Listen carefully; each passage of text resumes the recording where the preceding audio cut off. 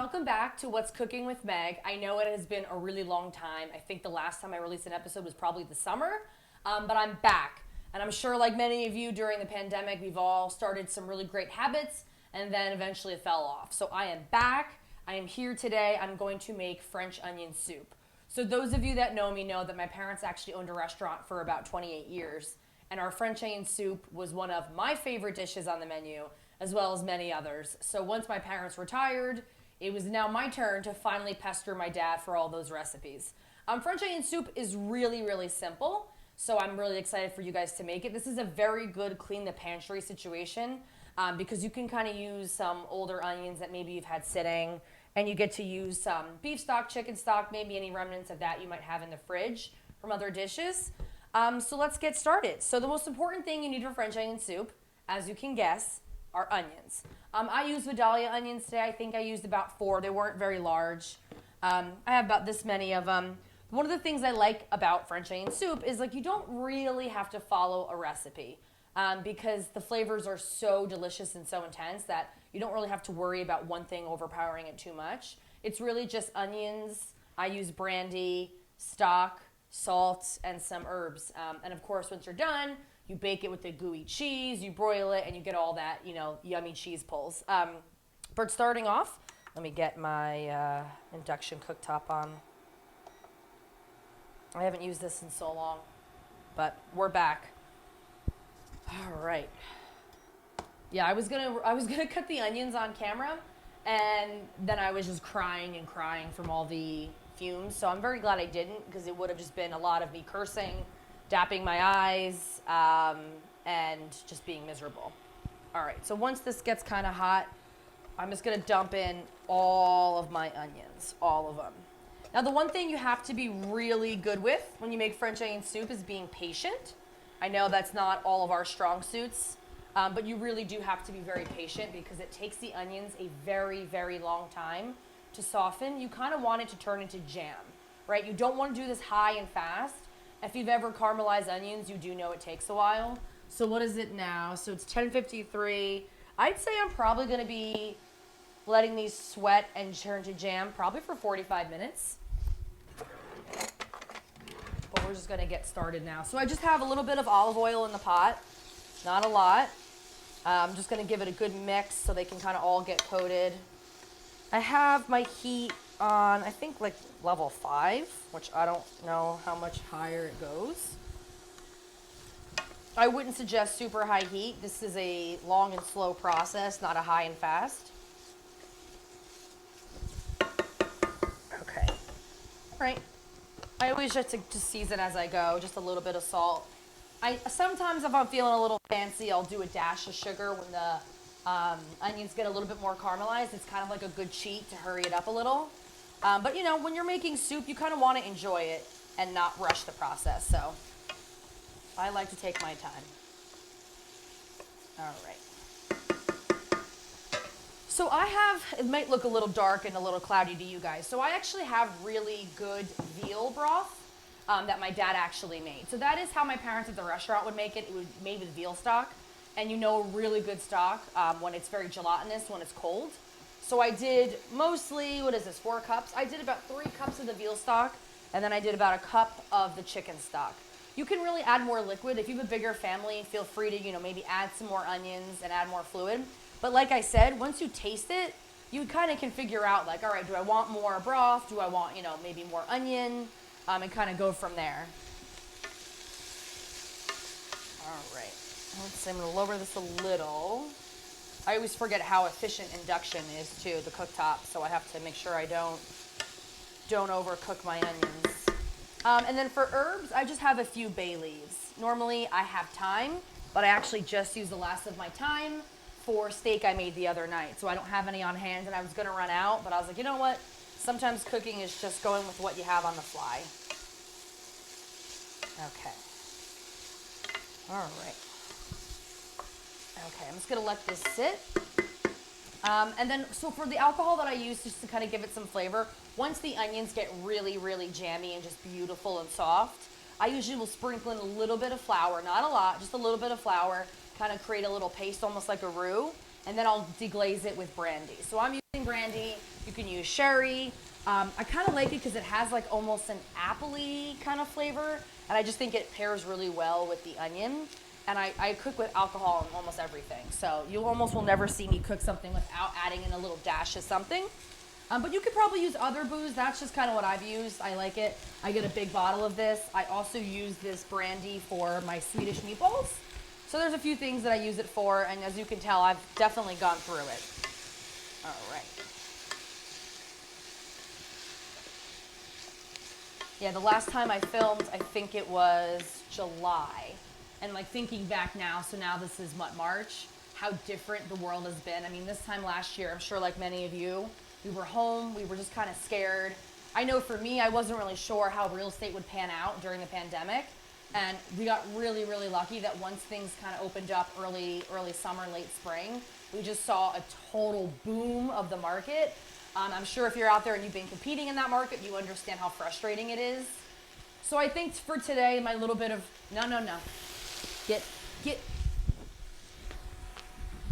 So I think for today, my little bit of real estate advice would be, if you're a buyer in this market, it is really, really important, now more than ever, this has always been important, but especially now, to have a very strong agent. Right now, when you're competing with 16 offers and you're kind of going in blind, you need an agent that knows the market, that understands what sellers want to see in an offer, and then you really have to build that rapport with the agent and figure out how can you customize your buyer's offer to fit what the seller wants and increase the chances of getting accepted. And then if you're a seller right now, I mean, the most important thing I think for a lot of sellers is just to keep their home safe and clean from COVID. We're doing, limited showing windows and open houses and making sure everyone's wearing their masks and using hand sanitizer. But this market is really intense, and I think a lot of people are getting a little bit of fatigue, especially buyers. And if you're watching this right now and you're not quite ready to dive into the real estate market, but it's a plan you have for the next 6 months, reach out to me now. You'd be surprised at how much stuff and how much work we can start now, so that way when you're ready, we can pounce. I've had a couple clients call me and say, oh, our apartment is up in 3-4 months. We're gonna start looking now. And if we get lucky, yeah, can we find a place and close in 3-4 months? Absolutely. But it's really important to give as much time as possible to your buying timeline. So if you can contact me, let's say 6 months before your lease is up, I think we'll have a better chance of getting all the first jitters out of the way, right? You're gonna sit down with me, we're gonna go over the buying process. We're gonna go out and see some houses together. And I think once you get those few steps out of the way, you're much more prepared to pull the trigger and get a house than you are if you kind of rush and you're kind of feeling like you're fitting it all in. I never want my buyers to feel like they are forced into a decision because they have nowhere else to live. So right now more than ever, it is super important to be prepared ahead of time. Make sure your credit's in order, make sure that you have money for closing and down payment and all that fun stuff. But yeah, this market's crazy, but it's still a really great time to buy. I mean, with how crazy it's been, I still have a lot of clients getting their dream home and that are super happy. And the rates are still incredible. So it isn't like you're getting rates at 5% like we saw in the past, where they're still a little smidge above 3, which is fantastic. So overall, even though it's a little stressful, now's a great time to buy, and now is an even better time to sell. So if you have any questions regarding the real estate market or potentially what we can do with your home if you're thinking of selling but scared about where you're gonna go, we have a plan and we can work that out. So just reach out to me. We can talk about food, talk about real estate, and make sure we get you on the path on where you wanna go. All right. So you're starting to see the onions soften a little. Like a few of the onions have a little brown spot from when they're getting the most heat. You can kind of walk away and leave this just as long as the heat's not too high. You don't want to burn your onions. So I just am going to keep stirring. I'm going to let this go for the next 30-40 minutes, and I'll time it. I'll time it from when I started just so you guys at home will have a general idea. But of course, depending on your pan, your heat, and how many onions, your caramelization process might be a little bit longer. But at all the times I've made this, we're usually looking at about 30-40 minutes of patience and coaxing the sweetness and yumminess out of these onions. So we'll come back here in probably 30-40 minutes, and I'll show you what kind of onion and the jamminess we're looking for. All right? So it's been about 37 minutes from when I first put the onions in the pot. Let me see if I can tilt down So this is kind of where we want to be. I'm going to let these go another 5 minutes. But the most important thing I hope you get to see is that fond in the bottom of the pot. And that is what we're going to deglaze and get scraped up and all that yummy bits with the brandy. I love seeing that. It doesn't mean it's burnt. It just means that like some of the sugars that were released from the onion stuck to the bottom. And when we add some alcohol and some fluid, we'll be able to scrape that up. And it'll mix right in with the broth and just be really delicious. But if you can see, still a little pale. Now, by all means, you can stop here if you're like short on time. You can only do 30 minutes. But I like to just kind of make this soup, like I said, low and slow. We're all working from home for the most part now, so you can easily do this like I'm doing right now in the morning, and then just keep it on the stove or put it in the fridge once it's cool, and then reheat for dinner. So if you have some time in the morning and you want to crank this out, this is a great thing to do, and then have it ready for dinner. But I'm going to let this go probably another 5 minutes and hopefully get it a little darker. But we want it to basically almost to turn to mush. I know that doesn't sound delicious, but I don't want to crunch on an onion when I'm eating French onion soup. All right, so it's been a couple extra minutes. I'm very happy. Near the end, it'll change pretty rapidly. It'll smell different, the onions. The color will change pretty quickly. So once you start to get near the end, I don't think you should walk away. I think you might burn the onions. But as of now, I'm very happy with the coloring. I'm very happy with the smell.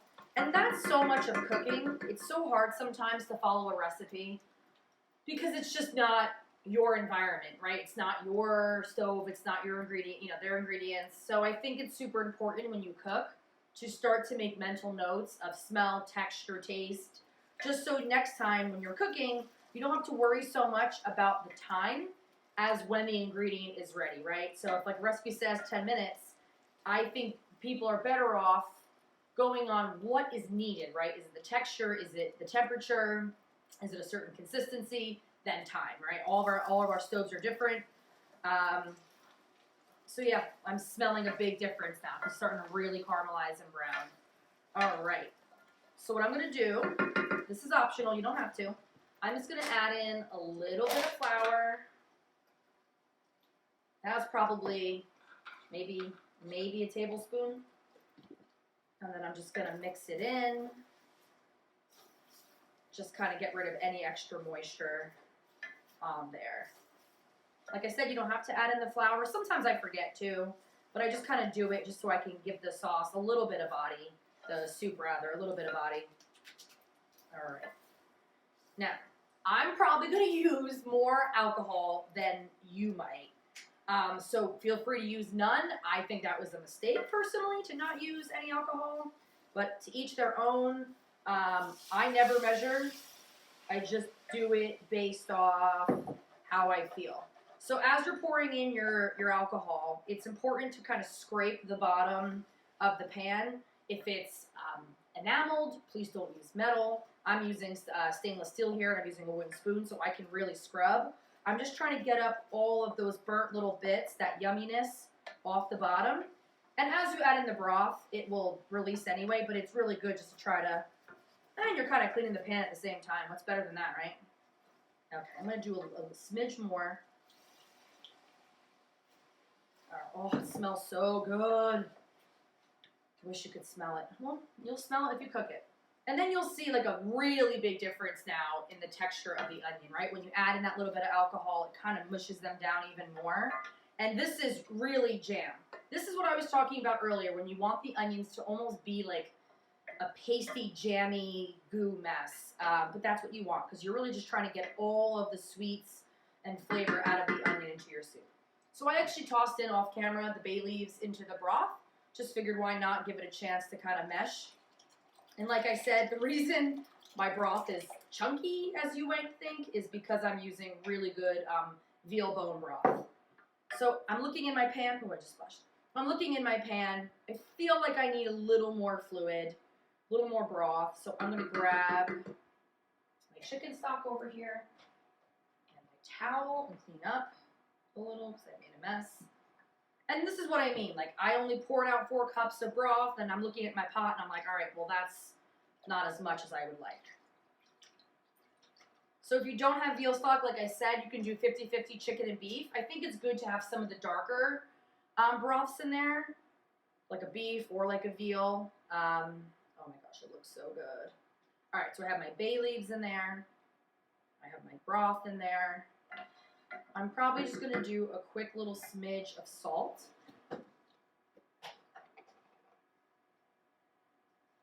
And then let it kind of simmer for a bit. So once you add in the broth and everything, I would say it's probably maybe another 30 minutes, if even, until the soup is done. You really just want all the flavors to kind of marry together. All right, so it's been probably like 10 minutes. I have it at like a nice soft boil over here. And I'm going to do a little taste. And then we'll see if I have to add in any seasonings. I think one of the biggest issues I have with ordering this soup out is so many restaurants just use like those bouillon cubes and it's just like salt and such a fake flavor. And I always imagined that this soup was difficult to make, and maybe that's why like so many restaurants cheated on the flavor. And then when I learned how to make this, I just couldn't understand why anybody would use those salt bomb powder cubes when you just need onions, a little bit of alcohol, and broth, and you're in business. So take a sip. Oh my God. Oh my God, it's so good. Oh, it's perfect. Oh, that's good. And really, that's about it. I'm going to let it go just a little bit more just because I can. But if you wanted to, just turn it off and let it simmer, or just let it hang with a lid on, you could do that. So I would say all in, it is now 12. Took me an hour and 10 minutes to make a really yummy soup. And like I said, if you make it in a bigger batch, freezes really well. All you got to do is take it out of the freezer, thaw it out, and you have a really delicious meal. So thanks for tuning back in. I promise to be sending more videos like this out into the world. Let me know if there's something that you would like for me to cook that I haven't thought of.